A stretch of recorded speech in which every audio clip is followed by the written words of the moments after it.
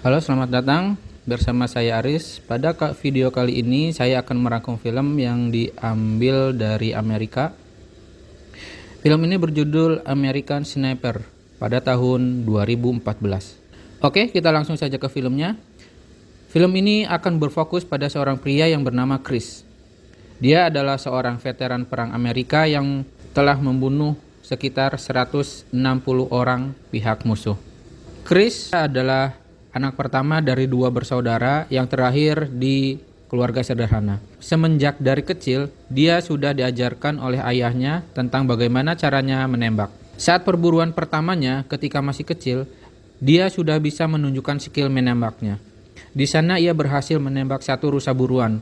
Melihat hal tersebut, tentu saja sang ayah mengatakan, "Kelak kamu akan menjadi pemburu yang hebat." Sejak dari kecil, dia dan saudaranya sudah diberi didikan tegas oleh ayahnya.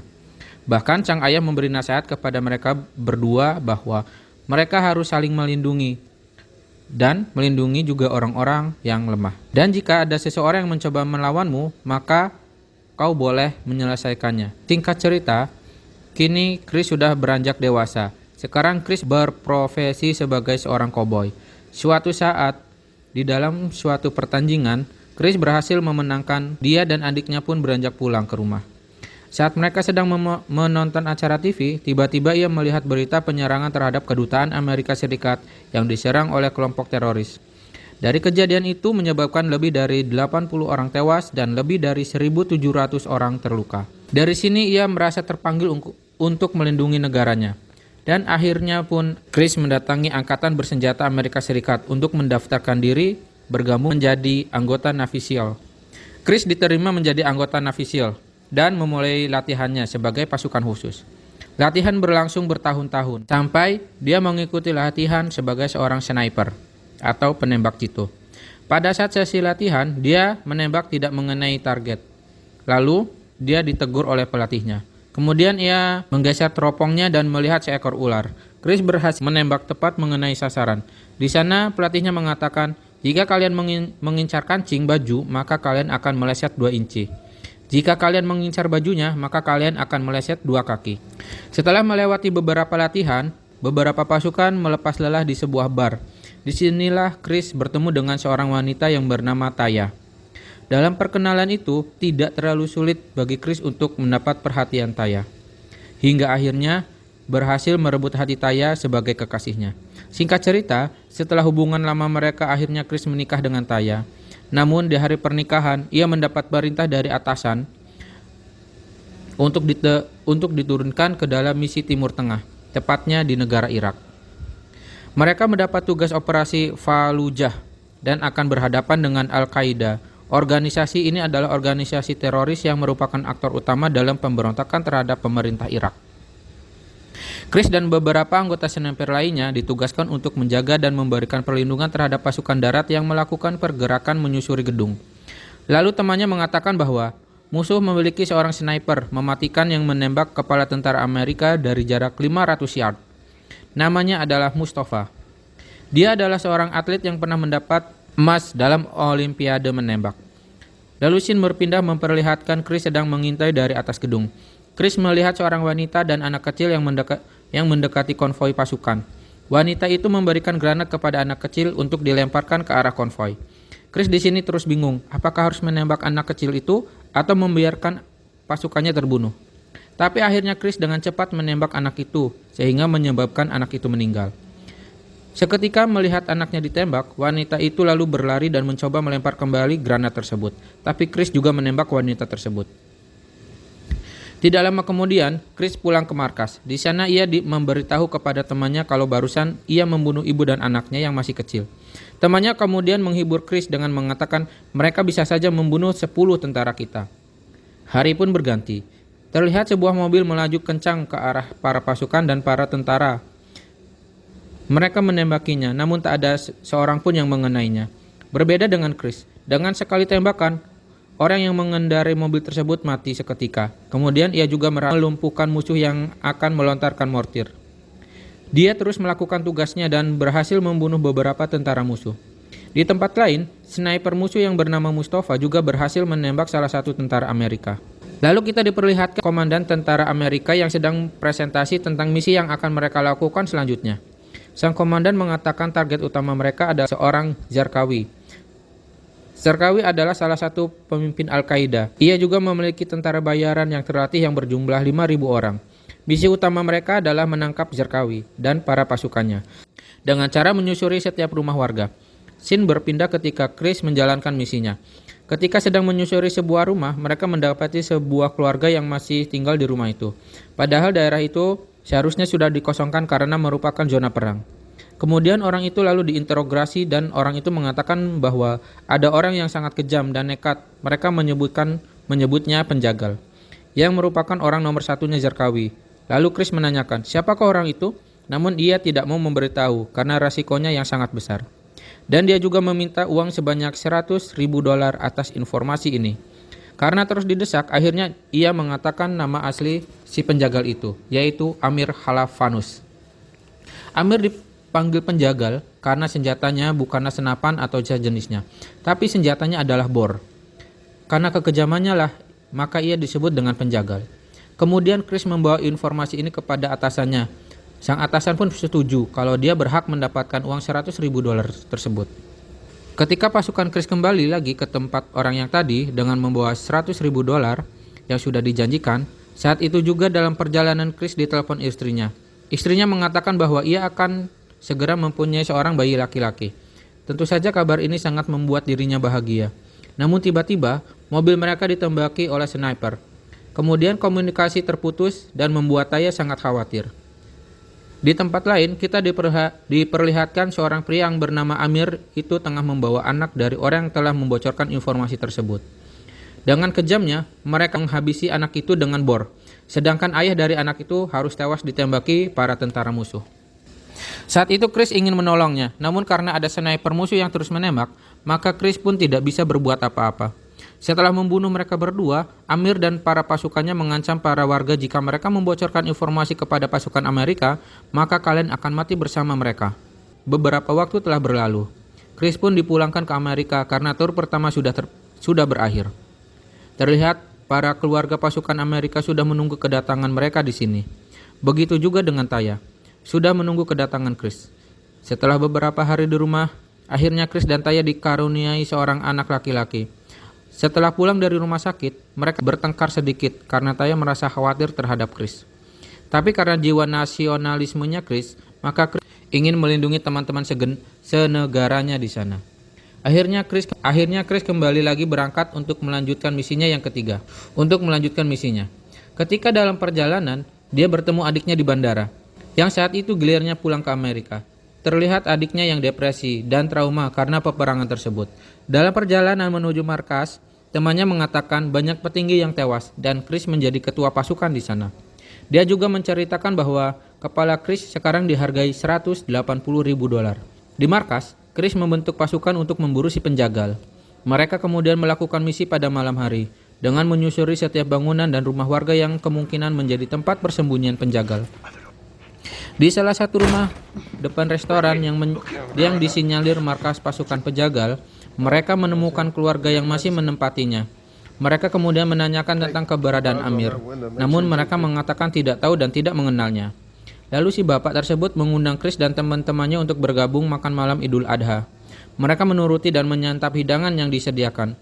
Namun secara tidak sengaja, Chris melihat ada memar di siku tangan bapak tersebut dan membuat Chris curiga kepadanya. Kemudian dia pergi ke belakang dan memeriksa ruangan. Di sana ia menemukan banyak sekali senjata. Chris seketika itu juga marah dan menghampiri si bapak. Lalu Chris memberikan pilihan, yaitu mau masuk ke pengadilan atau mau membantu Chris untuk bisa masuk ke dalam restoran yang ada di depan rumahnya. Si bapak kemudian pergi menuju restoran yang ada di depan rumahnya itu, yang merupakan tempat persembunyian pasukan Amir.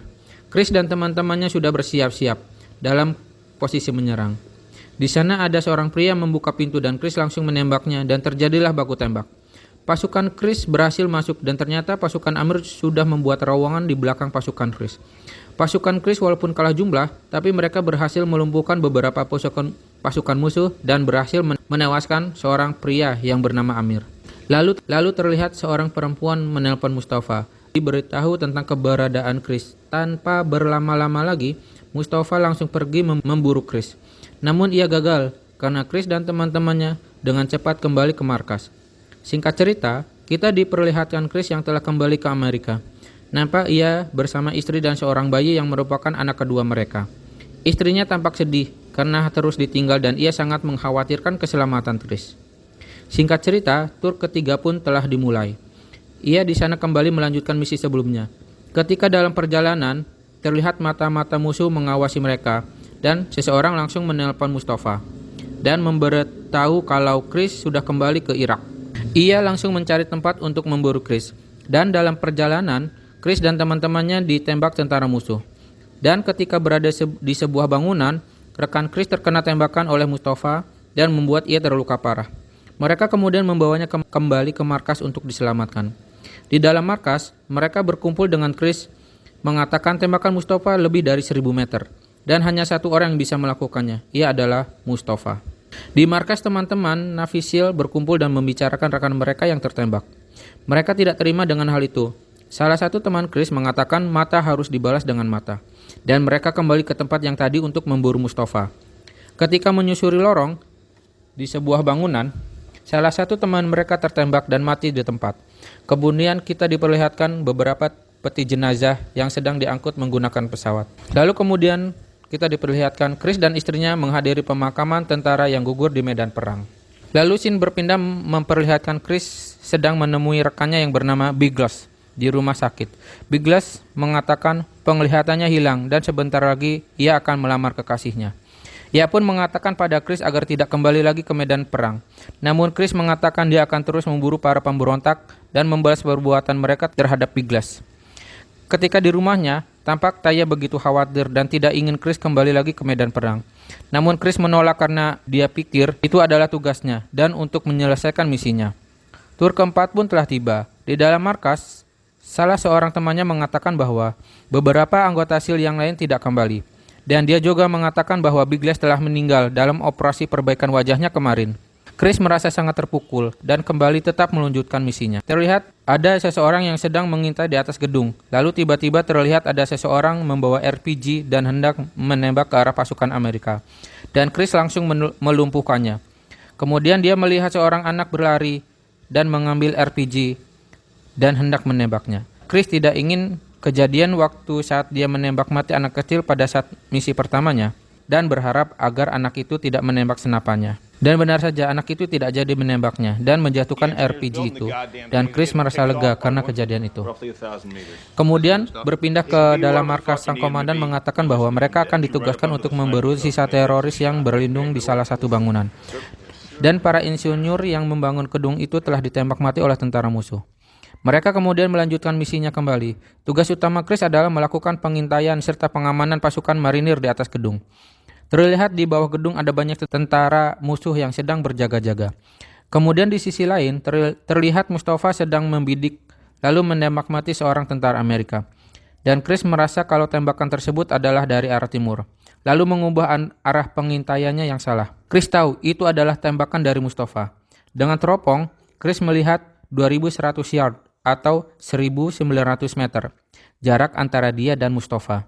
Temannya memintanya untuk tidak melakukan tembakan karena sangat mustahil untuk dilakukan. Serta musuh yang berada tepat di bawah mereka. Dan jika itu dilakukan, maka posisi mereka akan ketahuan dan menjadi sasaran bagi pasukan musuh. Lalu teman yang lain menyerahkan keputusan kepada Chris untuk menembak atau tidak. Dia juga mengatakan bahwa pasukan respon cepat akan tiba dalam waktu 20 menit. Chris kemudian membidik dan mengingat pada saat pelatihan, instrukturnya mengatakan bahwa target kecil meleset sedikit. Lalu dia melepas satu tembakan dan tepat mengenai sasaran. Mustafa kini tewas seketika. Namun masalah bertambah karena musuh mendengar suara tembakan Chris dan mengetahui posisi mereka. Lalu terjadilah baku tembak antara Chris dan teman-temannya melawan para tentara musuh. Mereka hanya bisa bertahan di gedung itu karena tidak ada jalan keluar. Musuh berada di mana-mana dan menembak secara membabi buta. Musuh terus berdatangan dengan jumlah yang sangat banyak. Sedangkan bantuan masih berjarak 3 blok lagi dari posisi mereka. Setelah lama bertahan, mereka mulai kehabisan amunisi. Lalu mereka mengirimkan kode ke markas untuk meminta untuk menurunkan bantuan tembakan dari udara. Namun, posisi kode yang diberikan adalah posisi gedung yang sedang mereka tempati, karena musuh memang tepat berada di gedung yang sama. Lalu markas mengutus helikopter untuk melakukan penembakan.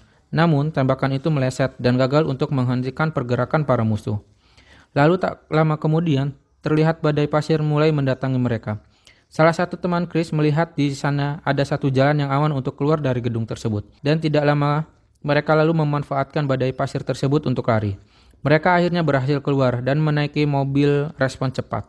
Chris yang keluar terakhir, posisinya berada di paling belakang, kakinya sempat tertembak. Namun berkat bantuan temannya, dia berhasil naik mobil dan selamat. Setelah misinya berhasil, ia pun memutuskan untuk pensiun dari profesinya. Namun peperangan itu membuat pikirannya terganggu. Seketika dalam sebuah acara keluarga, ia melihat ada seekor anjing yang sedang bermain bersama anaknya. Chris mengira bahwa anjing itu sedang menyerang anaknya dan dengan seketika dia ingin memukul anjing itu. Namun berhasil dihentikan oleh istrinya. Tampaknya Chris mengalami trauma terhadap kejadian-kejadian selama ia bertempur di Irak. Kemudian ia menemui seorang psikiater di rumah sakit. Di sana Chris bercerita bahwa dia bersedia bolak-balik pergi ke Irak untuk bisa menolong tentara di sana. Tetapi sekarang sudah tidak bisa lagi karena punya keluarga yang harus dia jaga. Lalu dokter mengatakan kau tidak harus pergi ke medan perang untuk bisa menolong para tentara. Kau bisa melakukannya di sini. Dokter lalu mengajak Chris menyusuri ruangan di rumah sakit itu untuk melihat veteran perang yang cacat akibat pertempuran. Setelah pergi dari rumah sakit, terlihat Chris sedang melatih menembak untuk veteran perang yang cacat. Karena dengan begitu, Chris bisa membantu para veteran untuk memulihkan dari trauma perang.